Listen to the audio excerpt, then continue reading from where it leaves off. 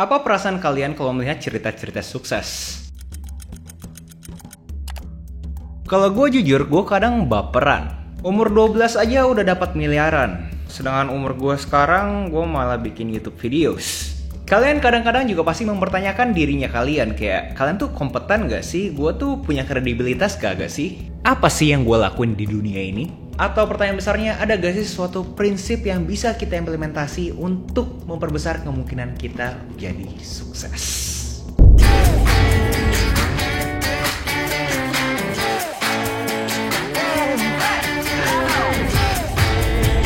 Hai warga kreatif, buat kalian yang mengenal, salam kenal dulu, nama gue Agus Halim. Dimana di channel ini gue selalu ngomongin sudut pandang kreatifnya gue. Mau itu kreatif membaca buku, mau itu kreatif kripto, mau itu kreatif negosiasiin klien. Apapun yang sifatnya kreatif akan selalu gue bahas channel ini. So, buat kalian berkenan, tolong dipencet tombol like-nya guys, karena itu ngebuat gue bisa nyembah dewi algoritma. Hari ini adalah Kultum, kuliah 7 menit, dimana gue bakal coba extract value, mengambil nilai dari buku-buku yang gue udah pernah baca. Dan hari ini bukunya popular request banget dari kalian, yaitu adalah Ray Dalio, Principles.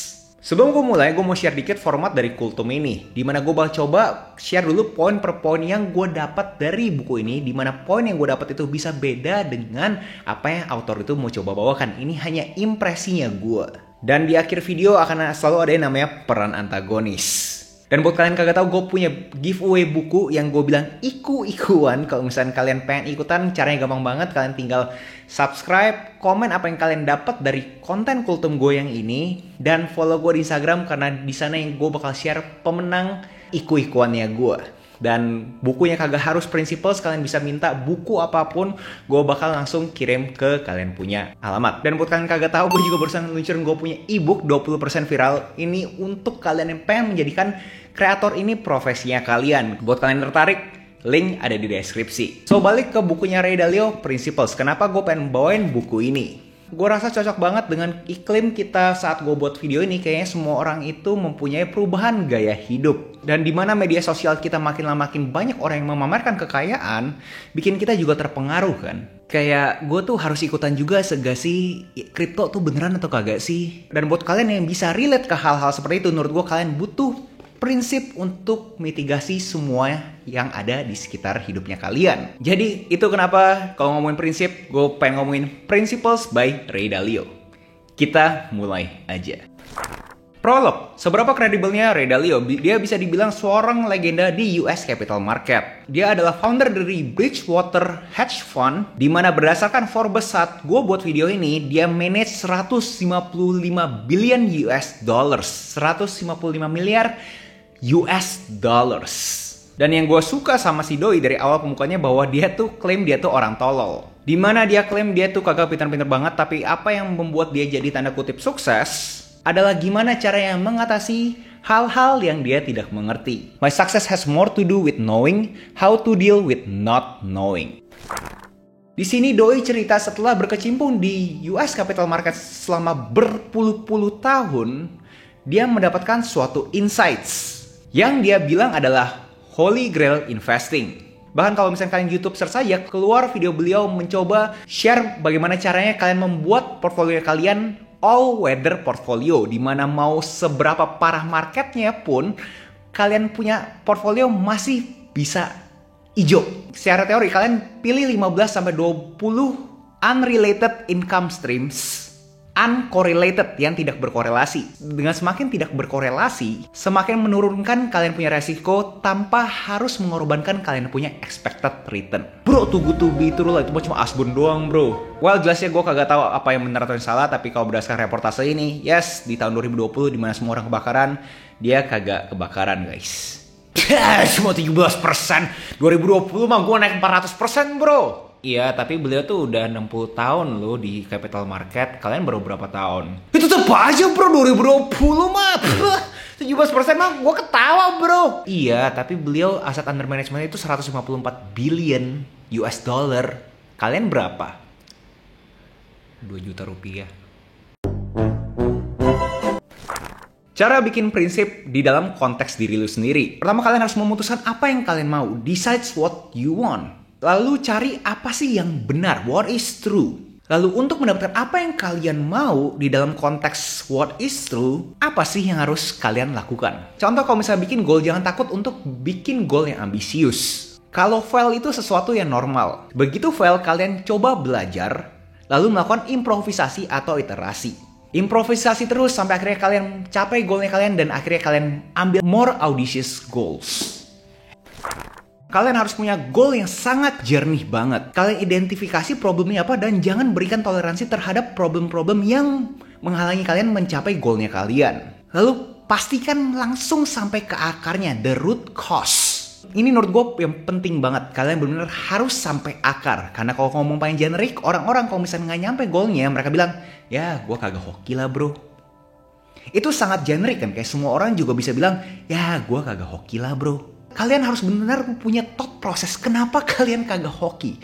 Root cause-nya apa yang menyebabkan kalian itu tidak hoki. Pain plus reflections equal progress. Jelasnya semua orang pengen mempunyai progress kan. Semua orang pengen berkembang. Tapi apa sih yang ekuivalen ke progress? Si Ray Dalio argue, pertama itu kalian butuh punya pain. Dimana kalian punya kesakitan setelah mencoba hal-hal yang ambisius.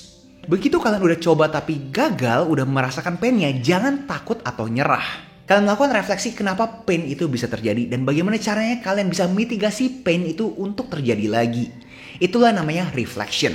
Jadi pain plus reflection equals progress.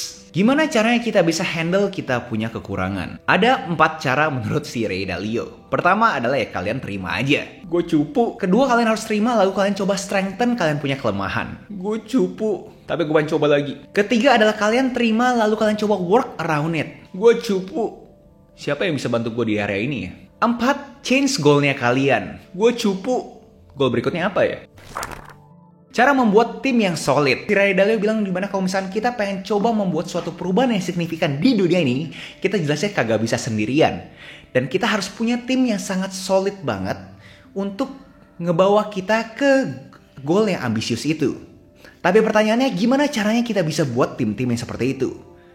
Pertama adalah turunkan egonya kalian. Bahwa kalian itu kagak tahu apa-apa dan banyak orang-orang yang lebih pintar dibandingin kalian. Si Doi bilang dia punya Bridgewater dengan yang namanya idea meritocracy. Dimana kalau misalkan kita mempunyai kolega yang tanda kutip di bawah yang kita, kalau misalkan ide Doi lebih bagus ya kita harus bisa terima secara objektif. Nah itu penting banget yang si Ray Dalio bilang namanya radical transparency. Dimana kita bisa setransparan mungkin, sejujur mungkin tapi dalam konteks sangat objektif bukan subjektif.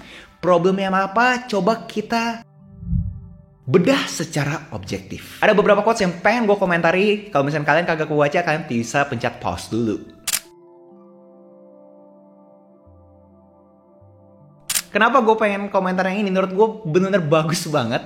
Karena kalau berdasarkan studi aja, 90% dari orang-orang yang trading di capital market itu tuh kalah. Jadi jangan terlalu baper kalau misalkan kalian tanda kutip lagi kalah juga. Karena ini aktivitas ternyata hanya memenangkan 10%-nya saja. Dan sebisa mungkin mempunyai kalian punya view. Karena kalau misalkan kalian main di capital market dengan view orang lain, ya itu kan konsensus kan. Dan bisa jadi mayoritas juga. Dimana mayoritas ya kalah.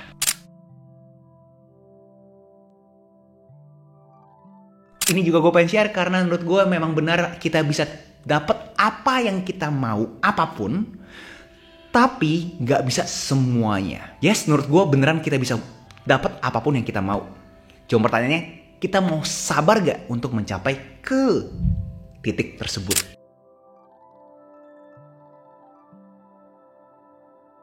Ini juga gue pengen komentarin karena menurut gue bener kena banget ke anak-anak muda.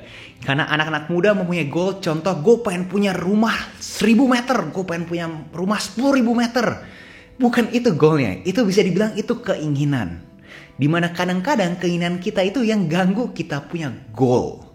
So cari goal yang intrinsically yang kalian mau, bukan externally. Bukan untuk mencari validasi secara eksternal, tapi secara intrinsik kalian itu emang beneran mau untuk kalian punya kepentingan.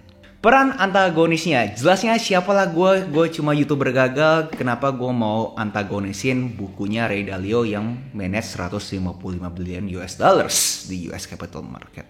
Tapi kalau gue diwajibkan untuk memberikan peran antagonis di buku ini, gue rasa namanya idea meritokrasi, radical transparency itu sangat susah diaplikasikan ke budaya timur, atau lebih tepatnya di budaya Indonesia. Karena per hari ini gue rasa budaya Indonesia ini masih kental namanya carmuk, dimana orang-orang lebih suka jadi yes man. Dan belum stereotipnya orang budaya timur ini lebih conflict avoidance dibandingin orang Amerika Serikat. Makanya suka digeneralisasi orang-orang Indonesia tuh orang-orang baik-baik semua. Dan orang Amerika, orang yang sombong-sombong semua. Gue tidak merendahkan orang Indonesia tidak bisa pakai sistemnya Ray Dalio, tapi menurut gue butuh proses lokalisasinya nih. Kagak bisa kita tiru plek-plek, harus ditweak yang sesuai dengan budayanya kita. Lalu terhadap materi, gue wish dia ngobrol lebih jauh lagi kalau misalnya kita tidak melakukan reflection tersebut. Dan lebih bagus lagi kalau misalnya pakai grafis, di mana orang jadi mempunyai visual kalau misalnya mereka tidak melakukan reflection, mereka tidak melakukan iterasi, mereka tidak melakukan improvisasi, ya mereka bakal balik ke titik nol. Jadi gue pengen orang tuh dapat secara visual kalau misalkan ego mereka tuh terlalu kuat. Lalu terhadap struktur, gue tahu gue juga bukan penulis, tapi jujur menurut gue buku ini agak susah dibaca. Gue agak tahu karena emang gue punya bahasa Inggris kurang jago, tapi yes, gue berasa ini buku susah dibaca. Secara overall gue sangat highly recommend buku ini. Pertama buat kalian yang sedang coba mitigasi kehidupan di zaman now, dimana setiap harinya ada aja anak umur 20-an pamer mereka punya kekayaan dengan mobil sportnya mereka. Ini dibagi menjadi 3 bagian. Dari prolog Where I'm Coming From, ini buat kalian yang pengen tahu gaya Ray Dalio investasi. Life Principle ini buat kalian yang pengen dapat prinsip kehidupan. Work Principle buat kalian yang pengen bikin tim yang solid dan bangun masa depannya bareng-bareng. Itu aja, seperti biasa ada book notes, catatan buku yang udah diterjemahkan ke bahasa Indonesia, link di deskripsi. Sekali lagi guys, ini adalah book notes, catatan buku, bukan e-book ya guys ya. Karena kalau misalkan e-booknya ya itu ilegal guys. Coba kita pikir secara jernih. Dan ini semua powered by Linkit, lnk.id buat kalian yang pengen bikin website gratisnya kalian. Dan langsung bisa jualan digital produk, merchandise-nya kalian. Dan bahkan bisa custom domain sendiri seperti kayak gue ini bikin agusleo.com. Kalian bisa langsung kepoin aja Linkit, lnk.id. Karena doi lagi ada promo dimana untuk jadi pro membernya hanya butuh 49.000 doang guys. Dan komisinya turun dari 3% menjadi 1%. Itu aja, nextnya kalian mau kultum apa, kalian bisa tinggal komen di bawah. Dan buat kalian yang udah baca principles ini juga, kalian bisa komentarin apa yang gue miss, apa yang harusnya gue bisa elaborasi lebih banyak lagi. Kalian tinggal komen aja. Karena kalau misalnya kalian komentar dan subscribe dan follow gue di IG, kalian bisa, siapa tahu kalian bisa menang. Gue punya ikuan giveaway buku. Itu aja, jangan lupa like, comment, subscribe, nyalain notifnya, share ke teman kalian. I'll see you in next video. Salam kreatif.